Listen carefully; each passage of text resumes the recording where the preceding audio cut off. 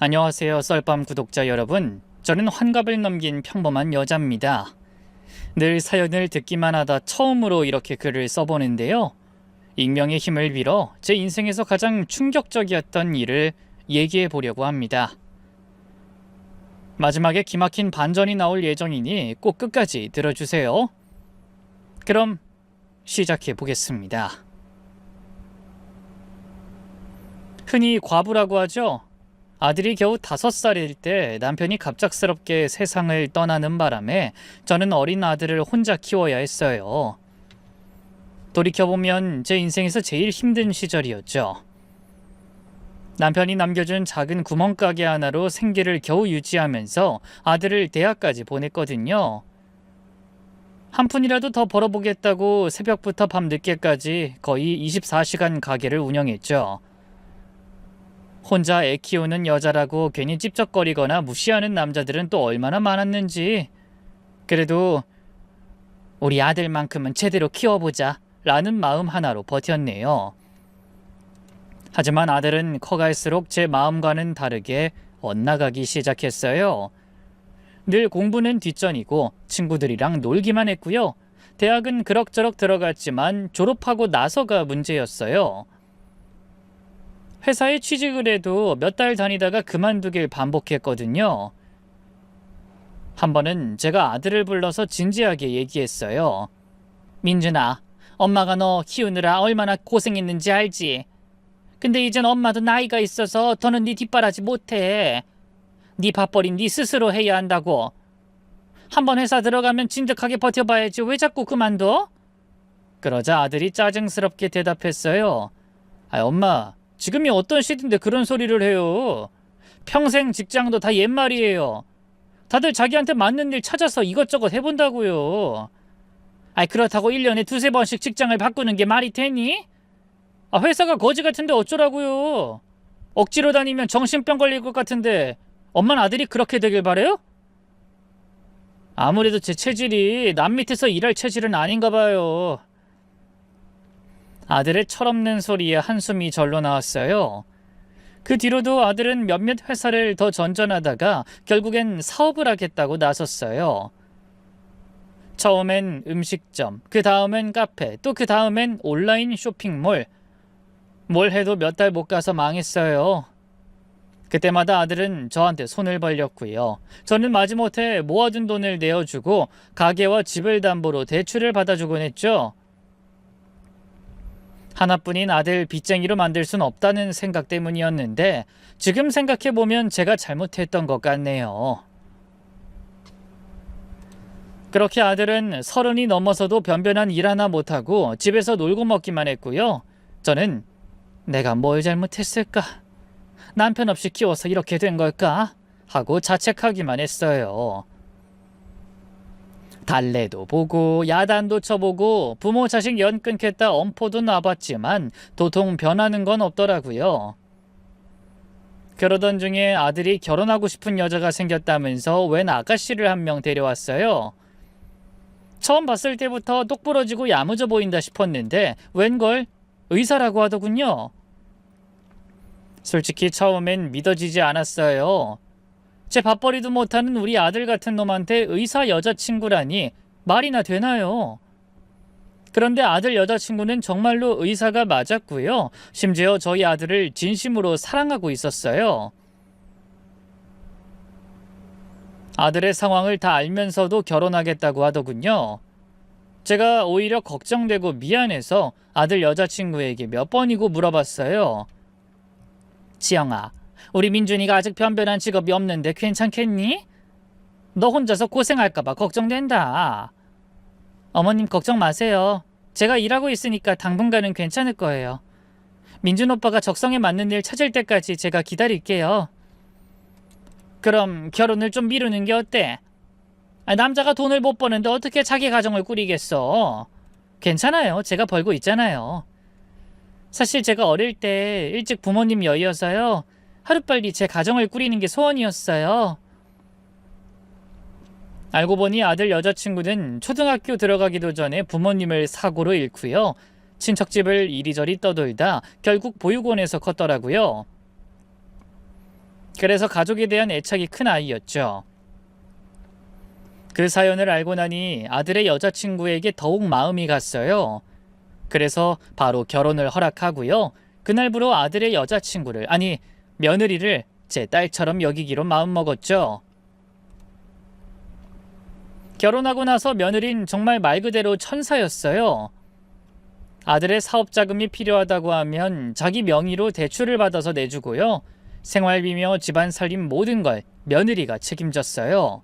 심지어 제 용돈까지도 며느리가 챙겨줬죠. 어머님, 이거 용돈이에요. 받으세요. 뭐? 용돈은 무슨 용돈? 내가 가게는 접었어도 소일거리고 이런저런 부업하고 있어. 그러니까 따로 용돈 같은 거 챙겨줄 필요 없다. 에이, 저 고아인 거 어머님도 아시잖아요. 이렇게 엄마한테 용돈 챙겨줘 보는 게 제 소원이었어요. 아무 말 말고 받으세요. 많이 못 넣었어요. 이걸로 친구분들하고 커피라도 한 잔씩 하세요. 아들 장가 보내고 혼자 지내는 저를 며느린 늘 마음에 걸려 했어요. 그래서 아들보다도 더 저를 살뜰하게 챙겨주곤 했죠. 그런 며느리한테 늘 고맙고도 미안한 마음이 컸어요. 아들이라도 변변한 놈이었으면 몰라요. 아들은 결혼 후에도 집에서 놀고 먹기만 하는데 며느리만 고생하고 있으니까 너무 죄스러웠어요. 그래서 아들한테 얼른 직장을 구하라고 쪼아보기도 했는데요. 아들은 늘 그렇듯 들은 채도 하지 않았네요. 그래서 제가 대신 아들 집에 가서 반찬도 만들어 놓고요. 빨래며 청소 같은 집안일도 해놓곤 했어요. 며느리가 조금이라도 덜 힘들었으면 하는 마음에서 말이죠. 하지만 그런 애미 마음도 몰라주고 아들은 결혼한 지 3년 만에 또 사고를 쳤어요. 사업병이 도져서 온라인 쇼핑몰 사업을 한답시고 며느리 명의로 거액의 대출을 받은 거예요. 그것도 며느리 몰래 서류를 위조해서 말이에요. 며느리가 그 사실을 알게 된 건 은행에서 대출금 연체 통지서가 날아왔을 때였어요. 놀란 며느리가 제게도 이 사실을 알렸고요. 저 역시 전혀 몰랐던 사실에 아들을 추궁했는데요. 아들은 바로 납작 엎드리더군요. 죄송해요, 엄마. 제가 미리 말씀드리려고 했는데. 나한테 미안해할 게 아니지. 어떻게 지영이 몰래 지영이 앞으로 대출을 받아? 아들이 그제야 며느리에게도 머리를 조아렸어요. 여보, 내가 잘못했어. 근데 나도 언제까지 집에서 놀고 먹을 순 없잖아. 우리 애기도 가지려면 내가 얼른 성공해야 하는데 이번엔 진짜 될 것 같아서 그래. 그래도 이건 아니지. 나한테 미리 상의라도 했어야지. 알아, 내가 잘못했어. 근데 이번 사업은 정말 확실해. 대박날 아이템이라니까. 당신 빚 1억쯤 금방 갚을 수 있을 거야. 하지만 결과는 뻔했어요. 몇 달 후 그 사업도 망했고 며느린 또다시 혼자서 그 빚을 갚아야 했죠. 저는 며느리가 너무 불쌍했어요. 지영아, 정말 미안하다. 우리 민준이가 또 이런 짓을 해서. 괜찮아요, 어머님. 제가 알아서 할게요. 아니야, 이건 너무 큰 돈인데 나도 뭐라도 해서 돈을 보태마. 아니에요, 정말 괜찮아요. 다행히 제가 의사라서 돈은 남들보다 많이 버니까요. 며느린 그렇게 말했지만 어떻게 그걸 며느리 혼자 다 갚으라고 하나요? 저는 급하게 식당 설거지 일과 건물 청소 일을 시작했고요. 그렇게 번 돈을 전부 며느리한테 붙였어요. 물론 며느린 절대 받지 않겠다고 했지만 제가 억지로 안겨줬네요. 하지만 아들은 여전히 정신을 못 차린 상태였고요. 또 한 번 사업이 망한 뒤로 오히려 며느리에게 짜증스럽게 구는 일이 많아졌어요. 뭐 어디 가서 점을 봤는데 며느리가 자기 운거기를 다 잡아먹는다고 했다나요? 기가 막혀서 정말. 제 아들이지만 너무 한심했네요. 며느리가 벌어주는 돈으로 먹고 살면서 무슨 배짱으로 그런 소리라는 건지 이해가 안 됐네요. 그래서일까요? 시간이 갈수록 며느리의 표정도 점점 어두워졌어요. 예전처럼 밝게 웃는 일이 줄어들고 함께 있을 때도 가끔 멍하니 있더군요. 지영아, 너 괜찮니? 어디 아파? 아니에요, 어머님. 괜찮아요. 그냥 좀 피곤해서요. 병원 일이 그렇게 바쁘니? 일도 좋지만 네 건강도 챙겨야지. 네, 그럴게요. 걱정 마세요. 며느린 그렇게 말했지만 어떻게 걱정이 안 되겠어요? 그래서 없는 돈 긁어 모아 며느리 보약도 지어줬어요. 아들은 또 며느리만 챙긴다면서 볼멘 소리를 했지만 들은 채도 하지 않았네요. 어쨌든 아들 내외 사이가 옛날 같지 않다는 건 저도 알고 있었는데요. 어느 날 반찬을 좀 해서 아들 내외 집에 찾아갔는데 웬걸 둘이서 목소리를 높이면서 심하게 말다툼을 하고 있더라고요. 깜짝 놀라 얼른 집 안으로 들어갔더니 아들이 얼굴을 새빨갛게 하고 화를 내고 있더군요. 야, 너 지금 나 의심하는 거야? 의심하는 게 아니라 궁금해서 물어보는 거야. 요즘 너무 늦게 들어오잖아. 사업 때문에 사람들 만나야 한다고 몇 번을 말해. 그럼 누굴 만나는지 얘기라도 해주면 안 돼? 왜 내가 너한테 일일이 그런 걸 보고해야 하는데? 사람 숨 좀 막히게 하지 마. 알고 보니 아들이 자꾸 밖으로만 돌아서 며느리가 몇 마디 좀 한 것 같더라고요. 전 급하게 둘 사이로 뛰어들어가 말렸어요. 민준아, 왜 이렇게 큰 소리를 내니? 지영이가 궁금해서 물어보는 거잖아. 그러자 아들이 저한테까지 짜증을 냈어요. 엄마도 맨날 지영이 편만 드네요. 저도 답답하다고요. 뭐가 답답해? 지영이가 뭘 잘못했다고? 아무것도 모르면서 끼어들지 마세요. 너 엄마한테 말버릇이 그게 뭐야? 결혼 전엔 그렇게 엄마 속을 썩이더니 결혼하고도 달라진 게 하나도 없지. 어쩜 지 밥벌이도 못하는 게 이렇게 성질까지 나빠? 아이씨 진짜 씨. 엄마가 이렇게 절 무시하니까 지영이 얘도 맨날 절 무시하는 거 아니에요? 이놈의 집구석 그냥 내가 나가고 말지. 아들은 버럭 고함을 지르더니만 그대로 집 밖으로 나가버렸어요.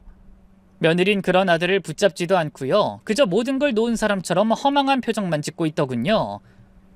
그때 예감했던 것 같아요.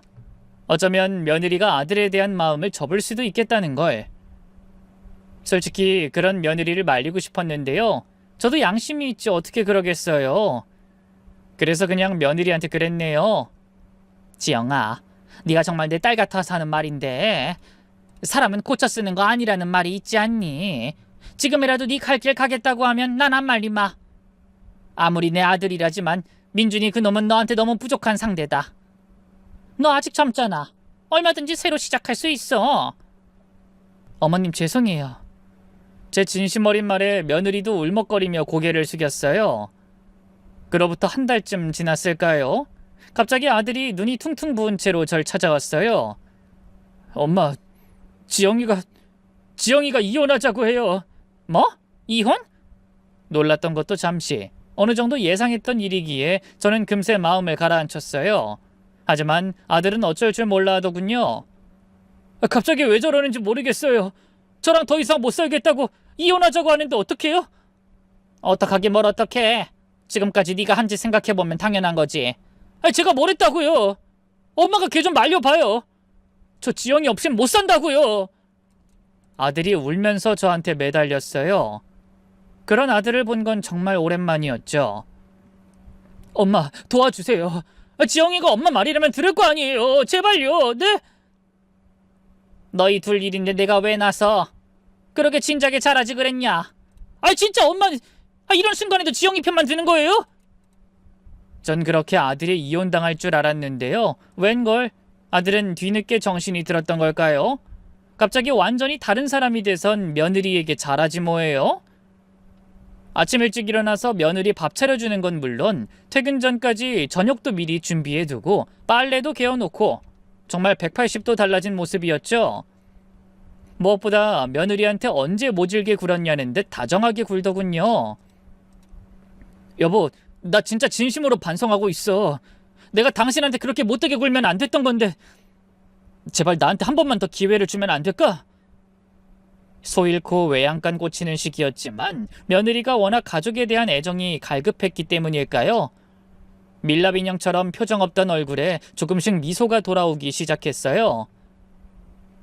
아들은 그런 며느리한테 마사지도 해주고 며느리 쉬는 날엔 근교로 나들이도 다녀오고 신혼 때처럼 다정한 모습을 보이더라고요. 그렇게 한 두어 달 정도 지나니까 며느리도 마음이 많이 누그러진 것 같았어요. 더 이상 이혼 얘기를 하지도 않았고요. 저는 내심 역시 부부는 서로 노력하면 되는구나 싶었죠. 조만간에 손주가 태어나지 않을까 하는 기대도 생겼고요. 그러던 중 며느리가 일주일 정도 여름 휴가를 냈고요. 아들의 제안으로 단둘이 바닷가로 1박 2일 여행을 다녀오겠다 하더군요. 아들은 정말 달라진 게 맞는지 옛날 같았으면 여행 간다고 해도 손도 까딱 안 했을 텐데요. 이번엔 본인이 직접 나서서 펜션도 예약하고 맛있는 식당도 알아보고 정말 정성스럽게 여행을 준비하더라고요. 전 그런 아들에게 한 번 더 당부했어요. 민준아, 좋은 곳으로만 데려가라. 지영이가 그동안 고생 많았으니까. 네, 걱정 마세요.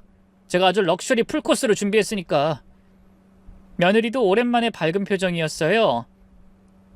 어머님, 다녀오겠습니다. 갔다 와선 어머님하고 오빠하고 셋이 또 여행 가요. 그래, 난 신경 쓰지 말고 가서 좋은 추억 만들고 와라. 그렇게 아들 내외를 보내고 저도 오랜만에 혼자 여유로운 시간을 가졌는데요. 그 다음날 새벽 4시쯤이었을 거예요. 갑자기 전화벨이 울려 잠에서 깨버렸죠. 새벽녘에 울리는 전화라니 불길한 마음으로 수화기를 들었는데요. 아니나 다를까 아들이 울면서 너무나 충격적인 소리라더군요. 엄마 큰일 났어요. 지영이가 민준아, 무슨 일이야?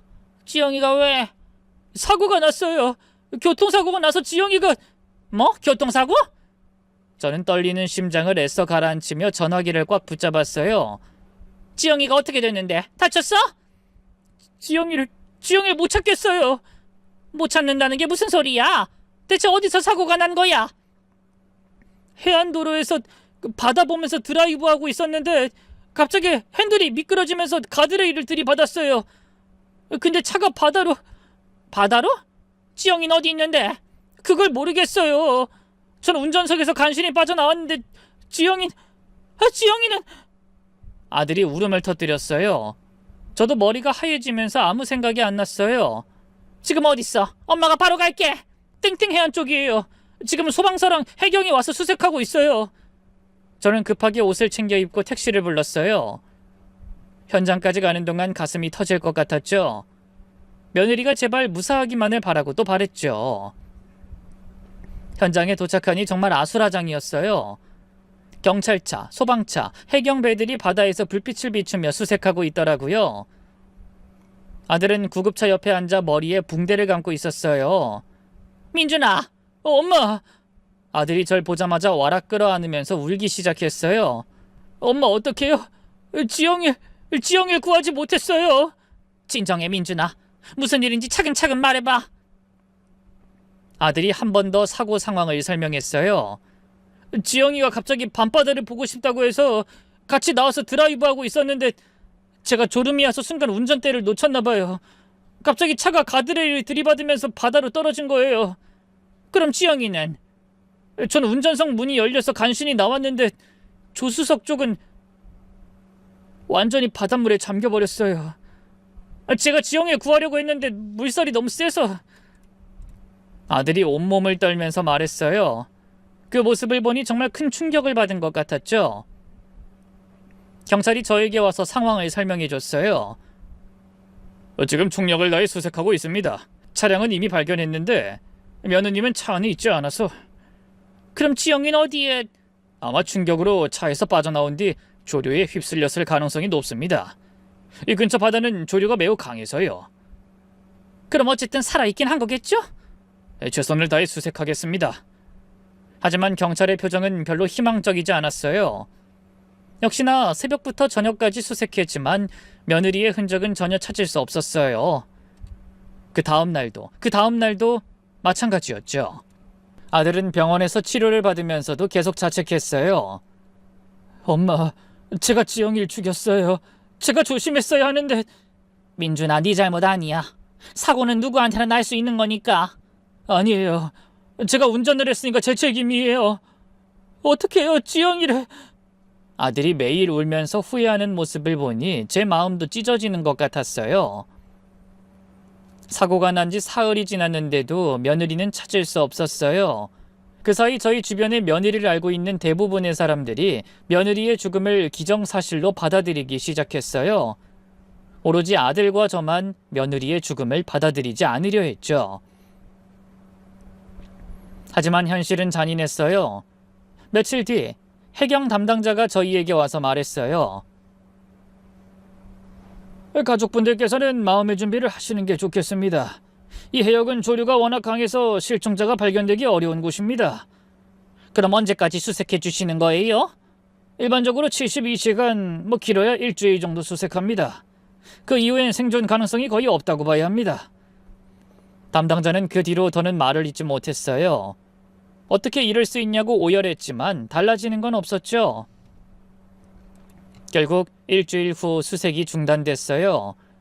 공식적으로는 여전히 실종자였고 사망 선고는 실종된 지 5년 후에나 가능하기 때문에 장례조차 치를 수 없었죠.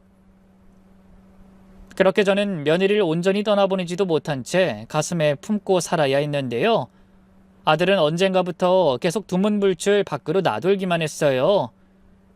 저는 아들도 나름 며느리를 잃은 충격과 슬픔을 이겨내고 있는 거라 믿었는데요. 실종 수색을 종료한 지 일주일 정도 됐을까요?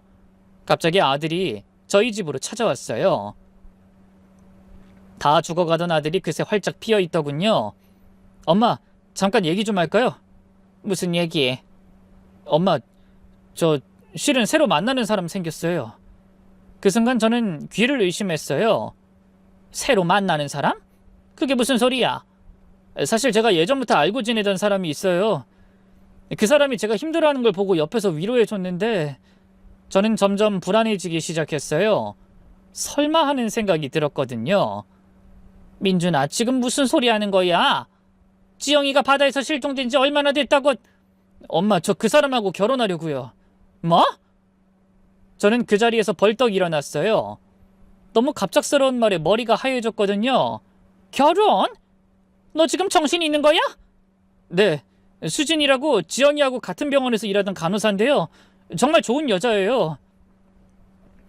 아들이 태연하게 말하는 모습을 보니 정말 기가 막혔어요. 너 미쳤니? 지영이 실종 수색 종료한 지 일주일밖에 안 됐는데 무슨 결혼이야? 아이, 엄마, 실종은 무슨 실종이에요? 아들이 갑자기 목소리를 높이더라고요. 솔직히 지영이 죽었을 게 뻔하잖아요. 바다에 빠진 지 일주일이 넘었는데 살아있을 리가 없어요. 민준아, 그런 끔찍한 소리 하지 마! 엄마도 마음속으로는 알고 계시잖아요. 지영이는 이제 없어요. 근데 저까지 평생 혼자 살라는 거예요? 아들의 차가운 말에 저는 온몸에 소름이 끼쳤어요. 물론 마음 한구석에선 저도 며느리의 죽음을 생각하고 있었지만 그걸 이렇게 대놓고 말하다니. 그래도 혹시 모르잖아. 지영이가 어디 병원에서 의식을 잃고 있을 수도. 엄마, 현실을 받아들이세요. 지영이는 죽었어요. 그래, 지영이가 그렇게 됐다고 쳐. 근데 넌 어떻게 이럴 수 있니? 지영이가 너를 위해서 얼마나 희생했는데 그의 시신도 못 찾았으면서 벌써 다른 여자랑 결혼하겠다고? 엄마, 저도 슬퍼요. 하지만 계속 슬퍼만 하고 있을 수는 없잖아요. 산 사람은 살아야 하는 거 아니에요? 저도 새로운 인생을 살 권리가 있다고요. 며느리가 그렇게 된 지 얼마나 됐다고 다른 여자랑 재혼하겠다는 아들을 이해할 수 없었어요. 사람으로 보이지도 않더군요. 그런데도 아들은 뻔뻔하게 제게 자기 새 애인을 소개하겠다 하더군요.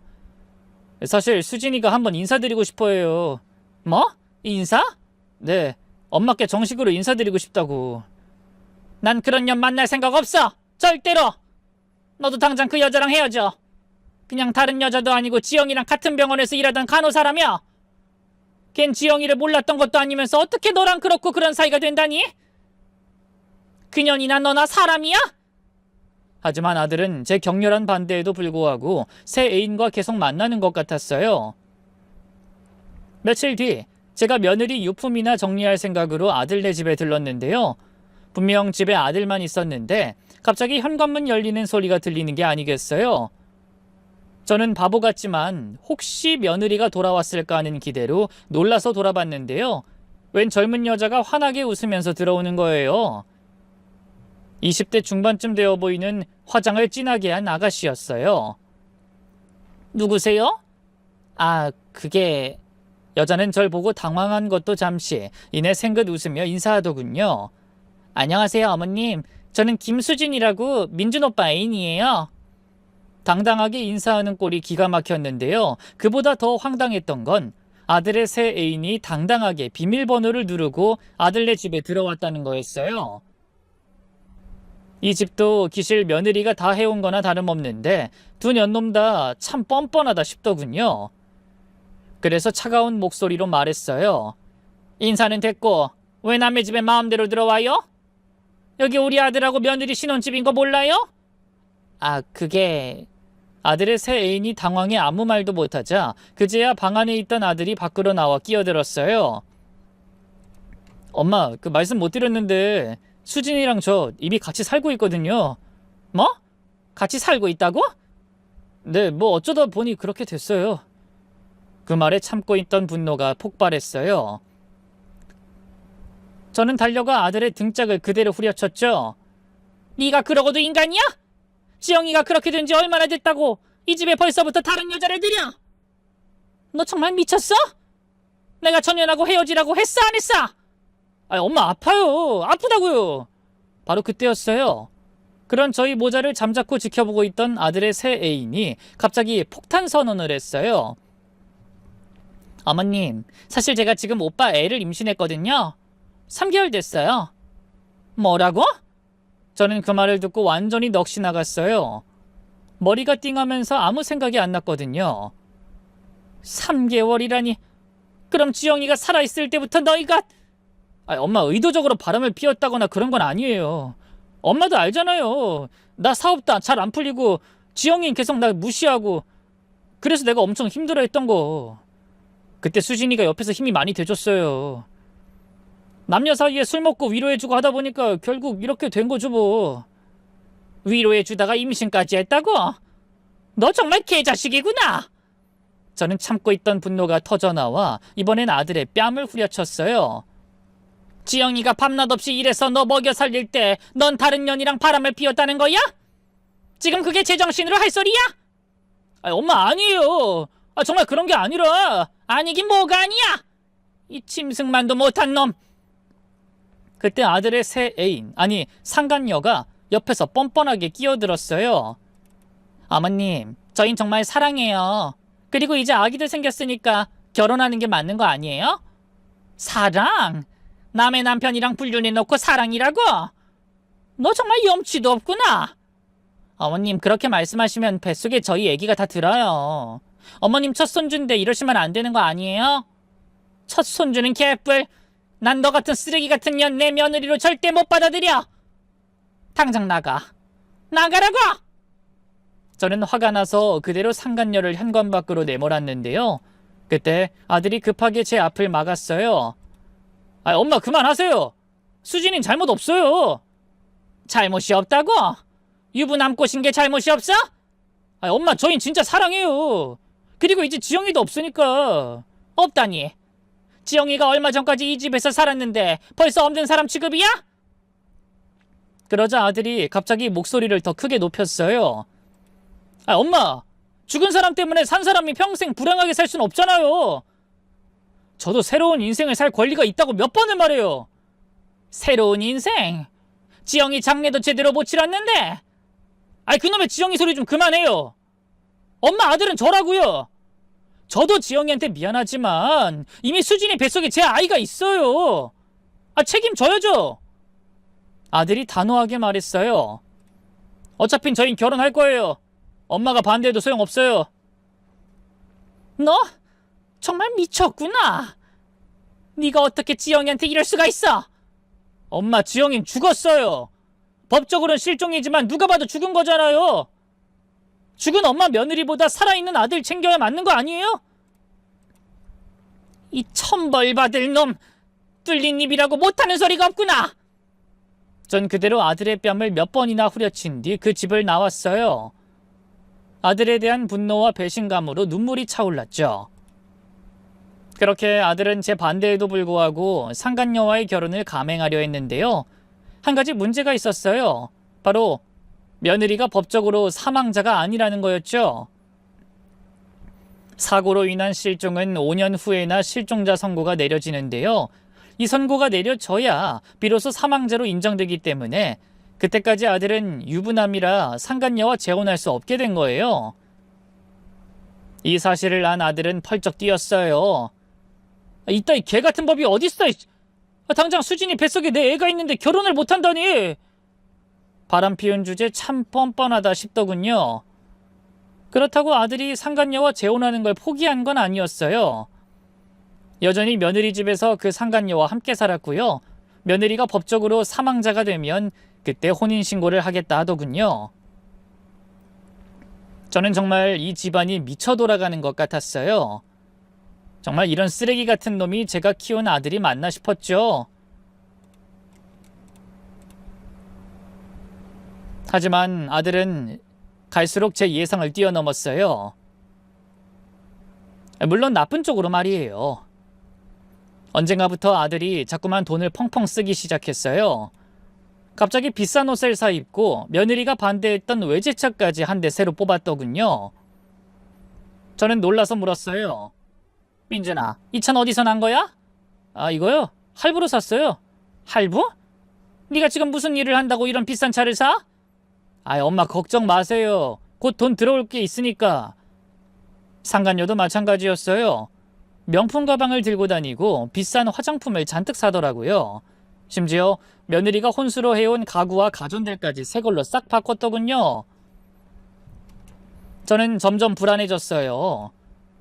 상간녀도 임신 후 바로 병원에 사직서를 냈더만 대체 둘이 무슨 돈이 있다고 이렇게 펑펑 쓰는 건지 이해가 안 됐거든요. 결국 참다 못해 아들을 붙잡고 캐물었는데요. 돌아온 대답은 너무나 충격적이었어요. 엄마, 뭐가 걱정이에요? 지영이 사망 선고 확정되면 지영이 돈이랑 보험금 다 저한테 넘어올 텐데. 뭐? 보험금? 네. 지영이 앞으로 보험이 꽤 많이 들어가 있거든요. 생명보험에 상해보험까지 다 합치면 거의 10억 가까이 될 거예요.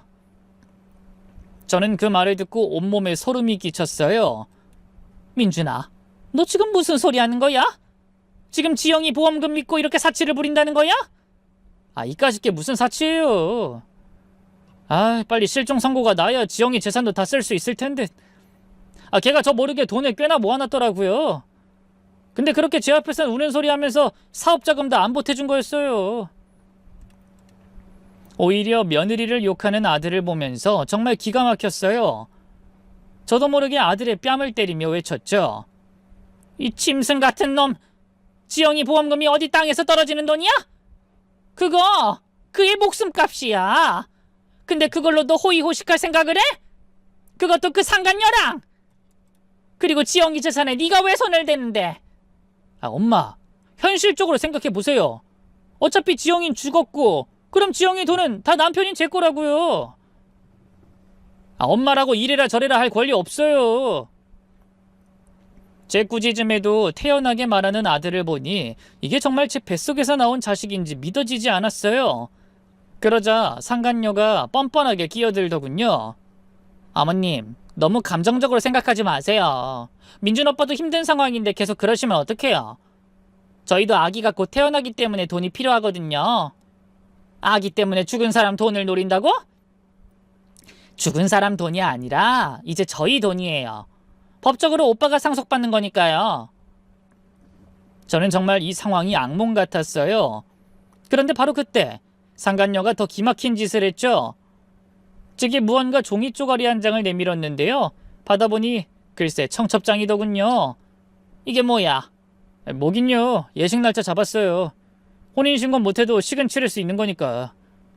뭐 저야 재혼이지만 수진인 초혼이잖아요.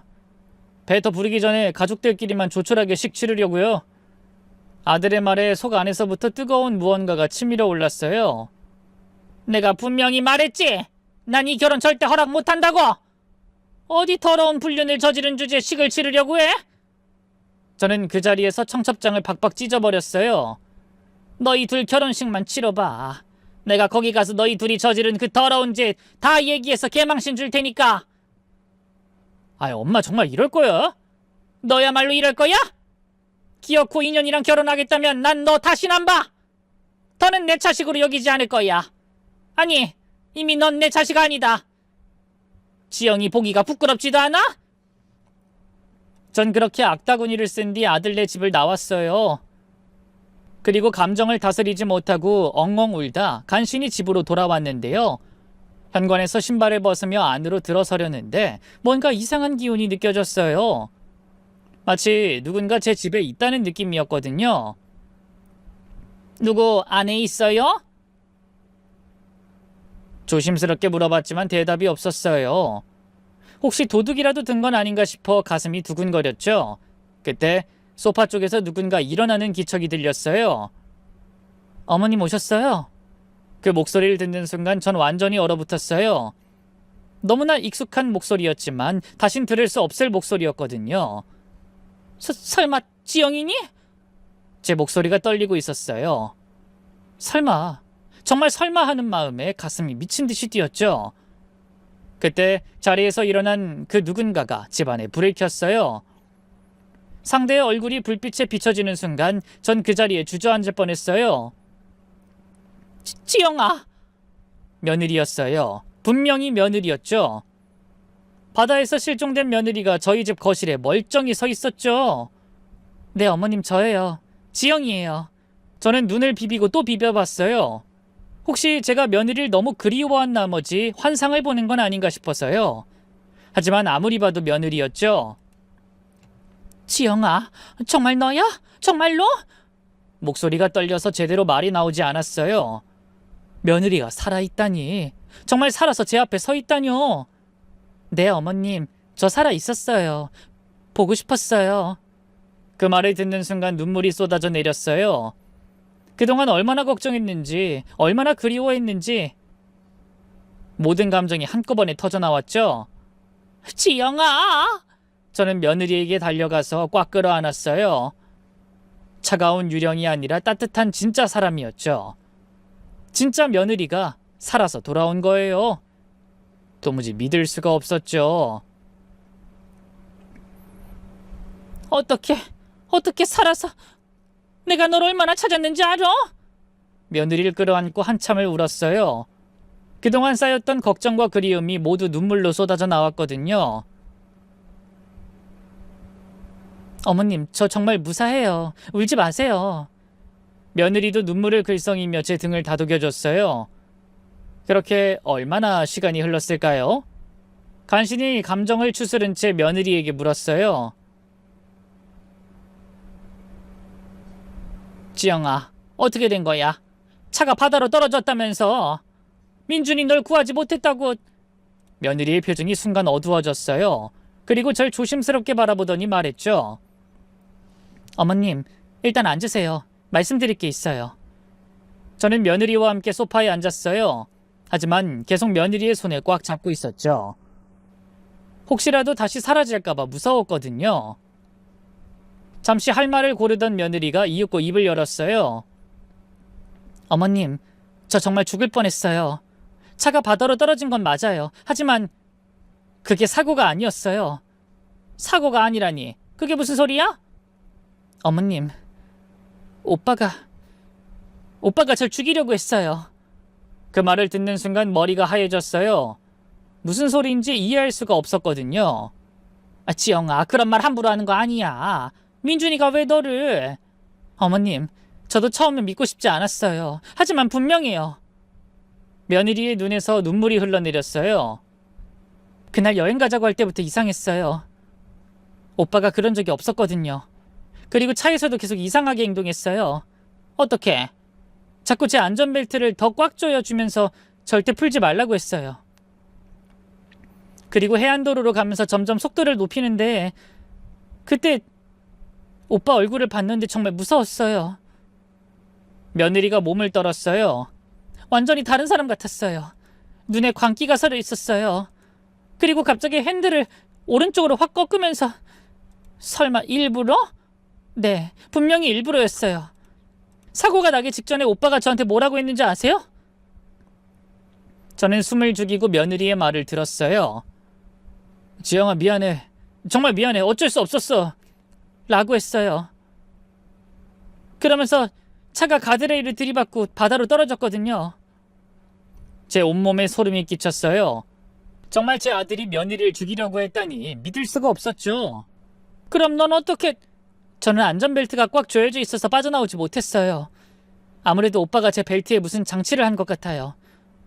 어쨌든 차가 바닷물에 잠기면서 의식을 잃었고 그대로 죽는 줄 알았는데요. 눈 떠보니 병원이더라고요. 다행히 어떤 어부가 절 발견해서 구해줬거든요. 그럼 왜 그동안 연락을... 어머님, 저 기억을 잃었었어요. 머리를 다쳐서 몇 주 동안 제가 누군지도 몰랐어요. 병원에서 신원불명 환자로 치료받고 있었거든요. 이런 일이 실제로 일어날 수 있나 싶었어요. 며느리가 혼자서 얼마나 무섭고 힘들었을지 절로 두 눈에 눈물이 다시 차올랐죠. 그럼 언제 기억이 돌아왔어? 일주일 전에요. 간병사님이 TV를 틀어놨는데 우연히 제 실종 소식이 나오는 걸 봤거든요.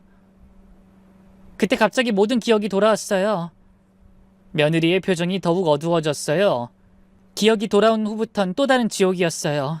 절 죽이려 한 오빠를 용서할 수 없었거든요. 그래서 사설 탐정을 고용해서 오빠 뒷조사를 했어요. 대체 왜 저를 죽이려고 했는지 너무 궁금해서. 근데 조사 결과가 너무 충격적이었어요. 오빠가 저희 병원 간호사랑 바람이 났더라고요. 심지어 임신까지 시켰고요. 저를 죽이려고 한 이유도 알게 됐어요. 제 보험금과 재산을 노리고... 전 그제야 모든 퍼즐이 맞춰지는 기분이었어요.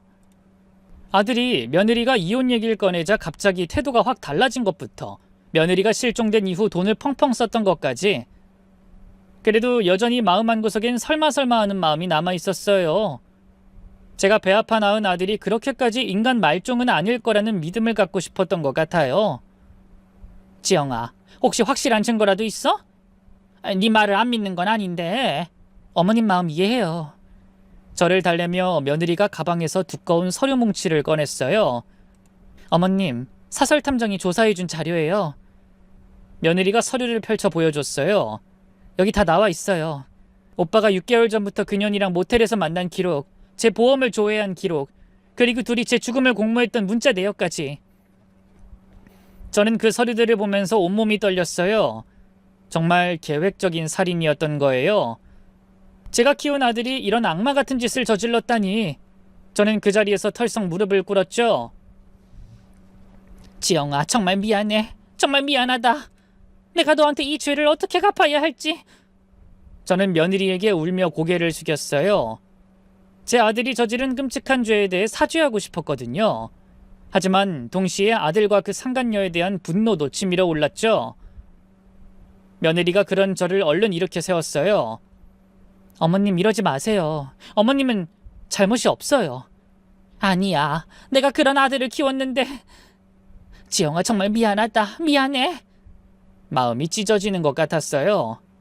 며느리가 살아 돌아와서 너무 기뻤지만 다른 한편으론 제 아들이 저지른 끔찍한 일에 대한 죄책감과 분노가 교차했거든요. 그리고 제 자식이 저지른 짓인 만큼 제가 끝장을 봐야 한다는 의무감이 들었죠. 저는 며느리의 손을 붙잡고 말했어요. 지영아, 이대로 가만히 있을 건 아니지? 그 인간 같지도 않은 년놈들에게 복수할 거지? 제 말에 며느리가 잠시 망설이다 이내 고개를 끄덕였어요. 그 순간 저는 결심했죠. 비록 제 아들이지만 이런 악한 짓을 저지른 인간은 제대로 된 처벌을 받아야 한다고요. 그리고 며느리를 끝까지 지켜줘야겠다고요. 바로 며느리와 함께 아들네 집으로 향했어요. 택시에서 내려 바로 엘리베이터를 타고 아들이 사는 집으로 올라가는 동안 어찌나 가슴이 두근거리던지요. 현관문 앞에 서니 안에선 TV 소리와 웃음소리가 들렸어요. 두 년놈이 참 편안하게 지내고 있는 것 같더라고요. 며느리를 죽였다고 생각하고 말이에요. 저는 주먹으로 문을 세게 두드렸어요. 민준아, 나다. 엄마야, 문 열어. 잠시 안이 조용해지더니 아들의 목소리가 들렸어요. 엄마? 엄마가 왜 여기까지... 문이 열리면서 아들이 나타났어요. 편한 실내복을 입고 슬리퍼를 신은 채로요. 며느리를 보는 순간 얼굴이 새하얘지면서 비틀거리더군요. 아, 유령이야! 아들이 바닥에 주저앉으면서 벌벌 떨기 시작했어요. 거실에 있던 상간녀도 달려나왔다가 며느리를 보고 소스라치게 놀랐죠. 지양 선생님? 어떻게 선생님이 여기에... 선생님 살아있었어요? 상간녀도 얼굴이 하얗게 질려서 벽에 등을 기댔어요. 전 그런 상간녀를 본 채 만취한 뒤 바로 아들에게 달려가 멱살을 잡았죠. 유령은 무슨 유령이야, 이 나쁜 놈아! 네가 저지른 끔찍한 짓 내가 지영이한테 다 들었어! 어떻게 네 손으로 지영이를 죽일 생각을 해? 엄마, 아니에요. 저는... 뭐가 아니야! 네가 지영이 죽이려고 한 거 다 알고 있어! 아들이 당황해서 고개를 저었어요. 그런 말 누가 했어요? 전 정말 모르겠어요. 사고였어요. 정말 사고였다고. 그러자 며느리가 천천히 아들에게 다가갔어요. 여보, 그동안 나 없이 잘 살았나 봐? 얼굴에 살이 피둥피둥 올랐네. 지영아, 나는 일부러 그런 게 아니야. 난 널 어떻게든 구하려고. 거짓말하지 마. 손바닥으로 하늘을 가린다고 하늘이 가려질 것 같아? 며느리의 차가운 목소리에 아들이 더욱 떨기 시작했어요. 아니야, 그런 게 아니라 사고였어. 정말 사고였다고. 사고? 그럼 사고 나기 직전에 왜 나한테 미안하다고, 어쩔 수 없다고 말했어? 그 말에 아들의 얼굴이 더욱 하얘졌어요. 변명할 말이 없었던 거죠. 그건 내가 운전을 잘못해서 미안하다는... 거짓말하지 마. 그리고 왜 내 안전벨트만 더 꽉 조였어? 왜 날 구하려고 하지 않고 혼자만 차에서 빠져나왔어? 며느리가 하나하나 따지자 아들은 점점 말문이 막혔어요. 그러자 상간녀가 옆에서 끼어들었죠. 선생님, 무슨 오해가 있으신 것 같은데 민준 오빤 정말... 김 간호사, 당신도 공범이잖아. 당신이 나 모르게 이 자식이랑 바람 피우면서 살해 계획에 참여한 거 다 알고 있어. 며느리가 가방에서 두꺼운 서류 뭉치를 꺼냈어요. 이거 보여줄까? 사설 탐정이 조사한 너희 불륜 기록이야. 모텔에서 만난 CCTV, 내 보험이며 재산을 조회한 기록이 다 있어. 그뿐이야? 너희들이 내 죽음을 공모했던 문자 내역까지 있지. 멍청하긴. 내가 정말 죽었다고 생각했다면 문자부터 싹 지웠어야지. 며느리의 비웃음에 아들과 상간녀의 얼굴이 일그러졌어요. 아들은 더 이상 무마할 수 없다는 걸 알았는지 갑자기 화를 내기 시작했죠. 그래, 맞아. 내가 너 죽이려고 했어. 근데 뭐 어쩌라고? 민준아! 저는 아들의 고백을 듣고 온몸이 떨렸어요. 막상 아들이 시인하자 눈앞이 새하얘지더군요. 네가 어떻게 그럴 수가 있어? 내 배에 타고 난 자식이 이렇게 끔찍한 놈이었다니! 엄만 몰라. 내가 얼마나 초라하게 살아왔는지. 지영이 돈으로 먹고 살면서 얼마나 비참했는지 알아? 아들이 자포자기한 채로 모든 걸 털어놨어요. 결혼하고 한 번도 행복한 적이 없어. 언제 어디서나 의사 마누라 덕보고 사는 기둥서방 취급을 받았다고? 그렇다고 네 마누라를 죽일 생각을 해? 그럼 어떡해? 참고 살려고 했는데 괘씸하게 나더러 이혼하자고 했잖아. 주변에서 의사의 못난 남편 데리고 사는 대단한 여자라고 떠받들어 주니까 주제도 모르고 나한테 이혼하자 소리를 한 거 아니야? 아들의 고함에 며느리가 코웃음을 쳤어요. 그래서 날 죽이려고 한 거야? 고작 그따위 이유로? 그래, 평생 나 무시하고 산 대가는 받아야지. 널 죽이고 네 재산으로 수진이랑 새로 시작하려고 했어. 너랑 달리 수진인 날 진심으로 아끼고 사랑해줬거든. 저는 그 말을 듣고 완전히 돌아버릴 것 같았어요. 내 아들이지만 어쩜 이렇게 뻔뻔할 수 있는지. 며느리가 더는 안 되겠다 싶었는지 핸드폰을 꺼냈어요. 그리고 바로 경찰에 신고했죠. 아들이 당황해서 그런 며느리에게 달려들려고 했는데요. 제가 재빨리 옆에 있던 화분을 들어 아들에게 던졌어요. 맞진 않았지만 아들은 놀라선 뒤로 나동그라졌죠. 엄마 뭐 하는 거야? 미쳤어? 엄마 친자식은 나라고 몇 번을 말해. 친자식은 무슨. 오늘부로 넌 내 아들 아니다. 너같이 짐승만도 못한 놈 난 자식으로 둘 생각 없어. 엄마 지금 진심으로 하는 말이야? 그래. 아들과 제가 언성을 높여 다투는 사이 상간녀가 살금살금 도망치려 했어요. 하지만 며느리가 재빨리 그런 상간녀의 머리채를 잡았죠. 어디 가려고? 너도 공범이잖아. 상간녀가 울면서 빌기 시작했어요. 선생님, 전 정말 몰랐어요. 민준 오빠가 시키는 대로 한 거예요. 같이 공모한 게 증거로 다 남아있는데 모르긴 뭘 몰라. 더 할 말 있으면 경찰서 가서 하시지. 며느리가 차갑게 말하자 상간녀는 더 이상 변명하지 못했어요. 잠시 후 경찰이 도착했고 아들과 상간녀는 바로 경찰에 연행됐죠. 수갑을 찬 아들을 보니 여러모로 복잡한 심경이 들었어요. 하지만 제가 한 짓에 후회는 없었네요. 며느리가 그런 제 속을 알기라도 한 듯 말없이 손을 잡아줬죠. 이후 아들과 상간녀는 바로 검찰에 넘겨졌고요. 지리한 재판 끝에 각각 징역 7년과 3년의 실형을 선고받았어요.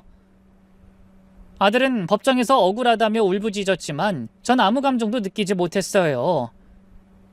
그 인간은 이미 제 아들이 아니었거든요.